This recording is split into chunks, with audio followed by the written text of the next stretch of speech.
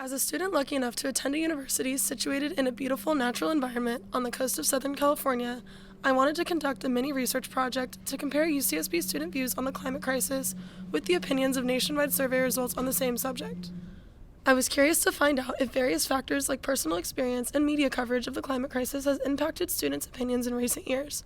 I surveyed random students around campus and really enjoyed getting to talk to my peers about a subject that impacts my everyday thought process.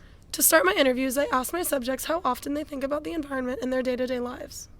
For me, I am an environmental studies major, so 2 out of 3 of my classes I'm talking about it all the time, so I would say I'm thinking about it quite often. I probably should think about it more and I should be more conscious about it, but to be honest, I don't know, I feel like I haven't really made the change or anything like that. I mean, I'm standing here with a plastic cup, so that's bad, but I try to, not eat that much meat. Probably not enough. While I might be aware, I definitely am not actively working on it. I also asked if they could tell me a time when they felt emotionally moved by a natural scene that they saw and felt it should be protected for future generations to experience. There's a lot, honestly. Yeah? I went to Costa Rica this summer on a research trip, so that was really cool. Also, I don't know, I have a cabin near Lassen National Park, so really up there cool. I really like. I think every time that I get to be kind of just by myself in nature and you realize just how special it really is. I went to Fiji a couple years ago and had one of those, yeah. What did you see there? I saw a crown of thorns infestation in one of the reefs off the coast of a village I was staying in, and that kind of hit a little close to home. Yeah. I was in Yosemite maybe a month or so ago, and it's one of my favorite places to visit. It's seeing that and seeing state of the world that kind of makes me sad. I grew up in Colorado, so I spent the majority of my life in nature, and I think that the first time I really felt that was when I did my first 14er. I did Gray's Peak, and that's way up in the mountains in Colorado, and just being at that perspective, you're at 14,000 feet, you're at one of the tallest mountains in Colorado, you can pretty much see the whole state. I think it's just so pure and so beautiful, and I don't know, I was just seeing nature without any form of human activity is just something different, and I think that needs to be protected for sure. When I'm at a really pretty viewpoint, I'm wow, this needs to be here forever, people need to know about this. I feel that's when I experience that the most. That's awesome. I guess my hometown. I grew up in a small town in northern New Mexico, and we have a ski valley that is near and dear to my heart. I call Big Sur my soul spot. Aww. It is where I literally see a reflection of what I feel in my heart, and knowing that coastal erosion is happening, knowing that it's susceptible to deforestation makes me feel very motivated. Any hike or park, or I've gone to a few national parks, so probably there mostly. What national park stands out in your mind? Probably Zion. When I first came here, just walking to the bluffs and watching the sunset over there. Just the nature along the bluffs, I think, is something. Because I would just go every day and I'd be crazy how that just happens no matter what you do. It's just happening. There's just colors everywhere. I was in the Sierras. Yeah? Sunrise over a mountain in the Sierras, I think, should be protected for future generations. Yeah. Something that everybody should get to see? I would say so, yes. When analyzing data collected from the Yale Project on climate communication, I found that the survey results said that 73% of Americans do believe that global warming is happening. Compared to my results from campus, while it is a small sample size, everyone I talk to is more than certain that global warming is real and unavoidable. I think that every facet of our life is affected by climate change, whether that be our day-to-day weather or also just things that we have to do. It's kind of gotten to a point where climate change is real and there's no point in denying it. Next, I was curious about whether or not my peers thought that individual action or the action of corporations and government would be more effective in helping solve the climate crisis. The Yale survey found that 64% of Americans believe that citizens should do more to address global warming, and 70% believe that corporations should do more. I would probably say corporate action because I would say they're deeply involved. We can do our part, but also they are a big factor of it all. I think personal action is important, but I think where the actual change that is going to actually help the whole world is going to come from corporate action and bigger government policies and that kind of stuff. I think corporate action will make the largest change the fastest. I think it's definitely a combination of both, consumer responsibility and larger corporations. I feel personally I try to do as much as I can because I know that larger corporations aren't really going to take the responsibility that they should. But I feel it's kind of a two-sided thing, so it's hard to say for sure. I mean, I think it goes both ways, right? I mean, corporate would be sweet because I feel like that's going to be the end all. You know, I mean, government regulations would be really what we need. But I think individual actions go a long way. And I mean, we the people are the ones that vote, right? And so, like, we could be the people that change. I think it's definitely on corporations. I think that there are certain individuals who are more responsible for it, depending on the power that they hold, the political power or the socioeconomic power. We can't say that low-income communities or individuals are solely responsible, nor just any individual in general, but I do think it is mainly corporations and production. I'd say both, but like knowing how things tend to go, like people are doing it more individually. Corporations don't really care. I think that individual action, like I think both are responsible. I think everyone should be doing, but I think that corporations, it's more necessary for them to be doing it because they can actually create an impact on that. But yeah. I think it's something like 100 corporations are responsible for 71% of global emissions. If shorter showers will help offset that, then I guess I'll help out. 48% of individuals in the Yale survey stated that they feel they are being harmed by global warming right now. Around campus, I found that for the most part, my peers feel as though they are in a place of privilege when it comes to harm from the climate crisis. I think I'm in a position of privilege myself, where I have the resources to maybe like be more resilient in the face of climate change, but I'm like fully understanding of the fact that there's many people that aren't in the same types of places that I'm from. For example, like just if you look like a generation above me, in India, for example, there's already rapid flooding of like farm plains. Some of my family that haven't made it out or immigrated out yet have definitely been affected by climate change.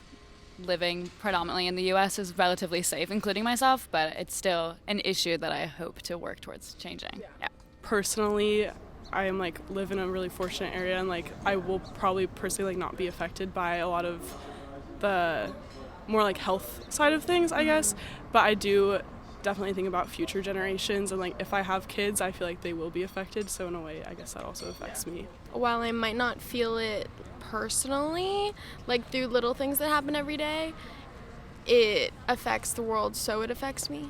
Thinking about having kids, I'm is that even gonna be an option? Yeah. I would say in a decade scale, yeah. In a year's scale, probably not. I'm probably gonna end up in San Jose, so it might get up to 120 there in the summers instead of 110. It is going to impact my personal health eventually. A majority of Americans are worried about harm from extreme events in their local area, including extreme heat, 61%, flooding, 61%, droughts, 58%, and/or water shortages at 51%. The Yale survey also found that 56% of Americans say they hear about global warming in the media at least once a month. This is an increase of 13 percentage points since the previous survey conducted in March of 2018. I asked my peers if they believe that the media coverage they have seen has altered their opinions on the climate crisis in any way.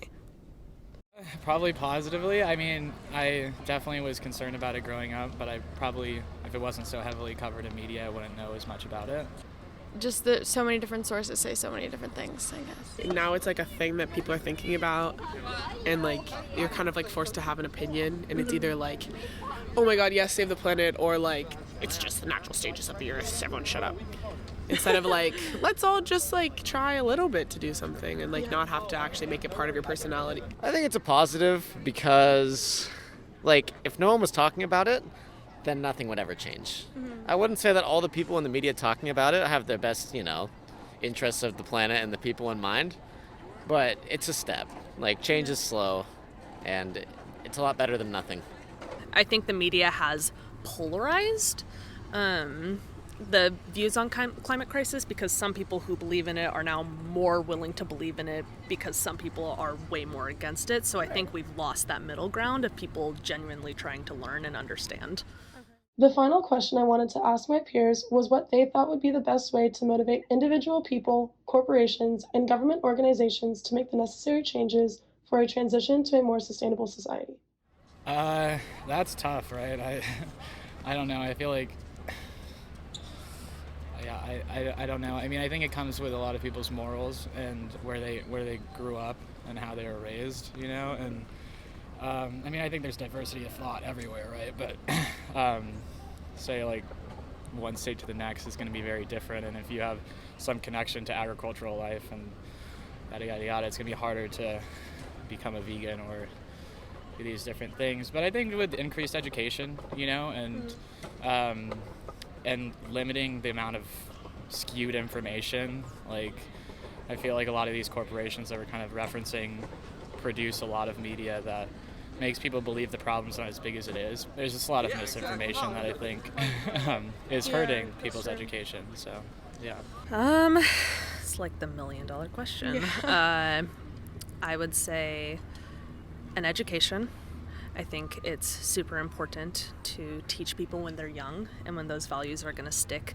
Notions of like concentricity and deep ecology and valuing nature over ourselves, and then also valuing people as well as ourselves. And, sustainability isn't just about protecting the future. It's about protecting current generations. It's about quality. I feel like corporation-wise, probably something involving not giving them money because that's all they seem to care about, so like boycotts or something.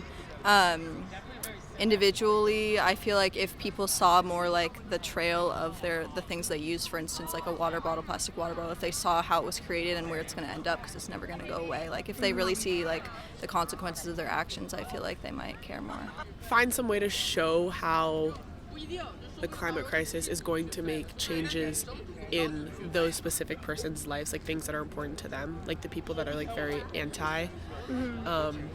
Find things that are important to them and say like, this is going to not be the same if you don't act different. You know what I mean? I mean, honestly, people only really change their behaviors if they think it's going to personally affect them. So I would say find the ways to make it personal.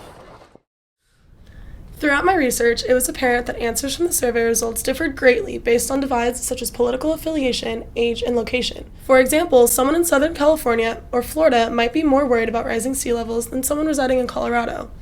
The survey found a higher percentage of Americans between the ages of 18 and 36 were on average more worried than the age groups of 35 and above. These numbers also changed depending on level of education, with those having at least a bachelor's degree to show the most worry.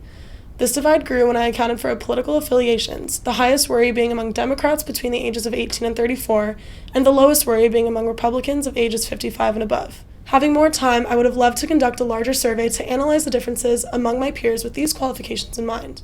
Throughout analysis of answers found in my interviews, as well as the answers from the Yale Climate Project, I found that a great deal of one's opinion is based on how and where they are raised, as well as the natural environments they have experienced in their lifetime. While this is not a surprising fact, I think that we should be using this idea to help motivate more people towards a sustainable mindset by starting at an early age. Like many of my interviewees mentioned, education and awareness is the best way to start making changes. Implementing environmental education in early childhood may be a fantastic way to instill these ideas early and hopefully lead to a society in the future where the health of the planet and sustainability of mankind is a priority for all. Thanks for watching! Hope you enjoyed!